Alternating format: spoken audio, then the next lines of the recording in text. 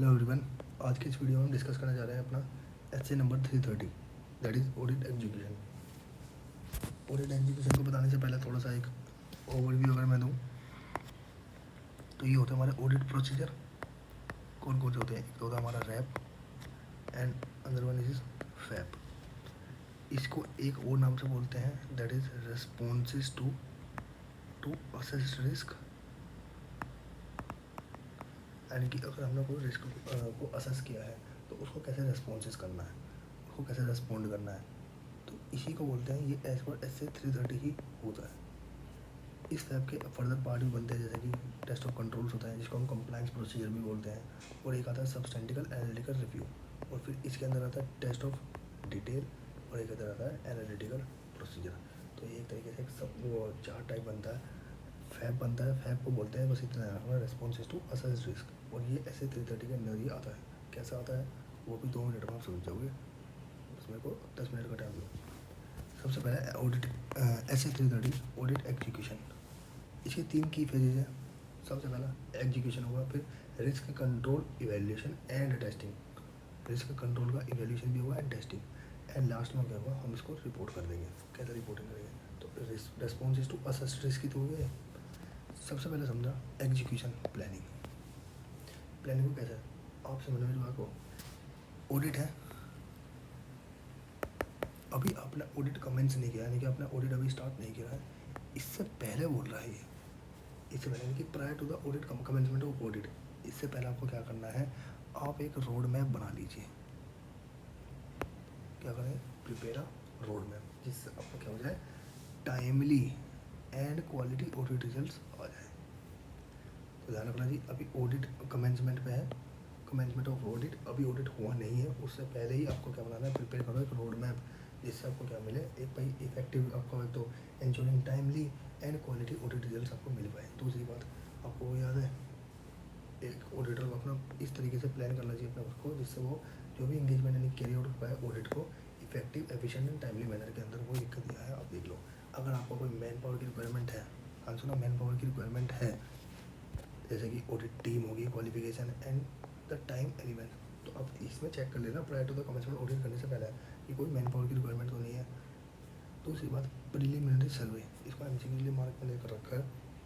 Preliminary सर्वे किसके लिए होता है? तो आपको अगर क्वेश्चन में पूछने लगे कि प्रिलिमिनरी सर्वे मतलब to gather the information gather करने के लिए क्या चीज़ लगाई दिया, प्रिलिमिनरी एंगेजमेंट एक्टिविटीज़ दे दी लिख के, प्रिलिमिनरी सर्वे दे दिया, तो preliminary survey is the right answer to gather the information. उसके बाद में आप लगाओगे रिस्क एंड कंट्रोल एक्टिविटीज़। अब एक चीज़ समझना, थोड़ा सा इम्पोर्टेंट है, दिमाग लगाने वाली बात है, 1 मिनट में आपको समझ में आ जाएगा, इसको इम्पोर्टेंट ही रखना भाई। जैसे मैं आपको बोलता हूँ, ये एंटिटी है, इस एंटिटी में लगाए हुए अपने कुछ इंटरनल कंट्रोल्स। आप स्टेट ऑडिटर साहब, आपने टर्म्स एग्री किए, ठीक, 210 के हिसाब से आपने प्री कंडीशन वगैरह सब चेक करी, acceptance A and C analysis आपने लगा लिया, सब कुछ आराम से चेक किया, कोई दिक्कत वाला बात नहीं निकला, आपने इसके ऑडिट में एंगेज हो गए। अब आप एक चीज़ सोचो, अगर मैं इसके साथ ऑडिट में एंगेज हूँ तो सबसे पहले जाकर क्या मैं इस इंटरनल कंट्रोल के बेसिस पर चेकिंग करनी शुरू कर दूँ? जैसे लेट्स सपोज 4 इंटरनल कंट्रोल्स लगाए गए हैं, तो मतलब इसके रिगार्डिंग में 4 रिस्क भी होंगे। अरे रिस्क है तभी तो कंट्रोल आया होगा, लगाए होंगे। तो अगर ऑडिटर साहब आपने अगर इस इंटरनल कंट्रोल को कंसिडरेशन में ले लिया कि भाई ये इंटरनल कंट्रोल है और ये ही क्या हो सकते हैं, ये इंटरनल कंट्रोल है और यही क्या हो सकते हैं, रिस्क हो सकते हैं, तो आपका जवाब गलत। क्यों? अगर आपने ये सोच लिया कि इंटरनल कंट्रोल इतने हैं तो इतने रिस्क होंगे, तो आप तो इस रिस्क पे ही रिस्ट्रिक्ट रह जाओगे ना, मतलब आप इस रिस्क पे ही रिस्ट्रिक्ट रह जाओगे कि इतने इंटरनल कंट्रोल है, इतने रिस्क होंगे। तो ऑडिटर के लिए क्या है, आप सबसे पहले एंटिटी से list of risk low, list of risk, ये कितने कितने रिस्क हैं, और जब आप लोगे फिर उसके रिगार्डिंग में देखो कि इंटरनल कंट्रोल इन प्लेस है या नहीं। अब जैसे आपने लिस्ट ऑफ रिस्क ली, आपने देखा कि 15 रिस्क निकल के आए हैं, फिर आपने कुछ और चेकिंग भी करी, यानी कि और रिस्क आइडेंटिफाई करें, आपको निकले 20 रिस्क। उसके बाद आपने देखा कि 14 इंटरनल कंट्रोल्स हैं, पर बाकी 6 के लिए तो इंटरनल कंट्रोल है ही नहीं। तो इसलिए वो बोल रहा है कि इस रिस्क को पहले कंसिडर करना, इंटरनल कंट्रोल पर ज़्यादा ध्यान ध्यान मत देना ज़्यादा ही, वही चीज़ लिख के दी है रिस्क एंड कंट्रोल इन्वायरमेंट के अंदर।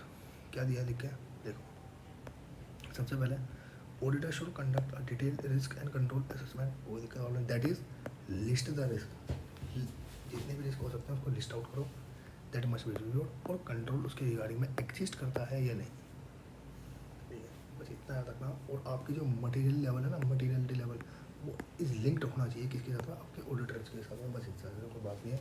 सबसे इम्पोर्टेंट बात जो है इसके अंदर ये थी, अभी आपको लिस्ट करना है रिस्क को, ये कंट्रोल्स को, उसके बाद में टेस्टिंग नाम पर जाते हैं दोबारा, रिस्क एंड कंट्रोल इवैल्यूएशन करा आपने, उसके बाद टेस्टिंग इसी का पार्ट है। तो टेस्टिंग में जाएगा, अगर आपको एक बार कॉम्प्रिहेंसिव अंडरस्टैंडिंग गेन हो गई किसकी, दोनों की, रिस्क की एंड कंट्रोल्स की, तो आप तब जाकर चेक करना ऑपरेटिंग इफेक्टिवनेस। अगर कभी क्वेश्चन ऐसा पूछने लगा कि आपने रिस्क एंड कंट्रोल की अंडरस्टैंडिंग को गेन नहीं किया है और आप ऑपरेटिंग इफेक्टिवनेस चेक करना चाह रहे हो, तो आंसर इज नो, बिल्कुल नहीं कर सकते। पहले आप रिस्क समझो, फिर उसके कंट्रोल समझो, उसके बाद तो ऑपरेटिंग इफेक्टिवनेस चेक कर पाओगे कर रहा है नहीं अच्छे से। उसके लिए क्या है, मल्टीपल मेथड्स हैं चेक करने के लिए, ये भी समझा। अब रिपोर्टिंग में तो इसका बड़ा ही छोटा सा, रिपोर्टिंग में क्या है, मैं आपको बिल्कुल सिंपली समझ बता रहा हूँ। जनरल उसमें आप आड़ चेक कर लेना, अगर आड़ सही है तो मतलब सब कुछ सही है। कैसा है आड़ का मतलब एप्लीकेबल, FRFS है, एप्लीकेबल लॉज एंड रेगुलेशन, और लास्ट आता है डिस्क्लोजर। अगर ये है तो दैट इज़ ओपिनियन कंक्लूड करने से पहले ये चेक कर लेना, before opinion evaluate the compliance with, किसके साथ में, आड़ के साथ में, एप्लीकेबल लॉज एंड रेगुलेशन और डिस्क्लोजर की कोई भी रिक्वायरमेंट हो तो उसको भी देख लेना। और बाकी तो ये रिटर्न एक्सप्रेशन 700 से आया, रिटर्न एक्सप्रेशन होना चाहिए opinion on the financial statement as a whole, financial statement आपके कंप्लाई करना चाहिए स्टैट्यूटरी रिक्वायरमेंट के साथ में, फाइनेंशियल स्टेटमेंट एज पर एप्लीकेबल एफ होना चाहिए, वही आड़, तो ये आड़ चेक कर लेना, अगर ये है तो आपका काम बन गया। तो ये था आपका एक बहुत ही छोटा सा ऐसे, दैट इज ऐसे 330 ऑडिट एग्जीक्यूशन। पसंद आया तो आपको ज़रूर बताना। Thank you so much guys.